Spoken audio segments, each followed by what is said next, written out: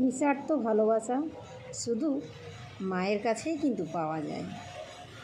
এছাড়া আর যদি কোনোভাবে ভালোবাসা কারোর কাছে, আপনজন বলো, বন্ধু বলো, বান্ধব বলো, যারই কাছে তুমি ভালোবাসা পুষতে গেলে তার বিনিময়ে তোমাকে কিছু না কিছু দিতেই হয়। কত কম্প্রোমাইজও তোমাকে করতে হবে। তোমার কত ইচ্ছা, কত অনিচ্ছা সব বিসর্জন দিতে হবে। তোমার ভালো লাগলো কি লাগলো না তাতে কোনো যায় আসে না। কেন? তুমি ওই যে একটু ভালোবাসা চাইছো, আর তুমি ভালোবাসা না চাইলেও মা এসে কিন্তু তোমাকে সবার আগে বুকে জড়িয়ে ধরে বুক ভরা ভালোবাসা দেবে।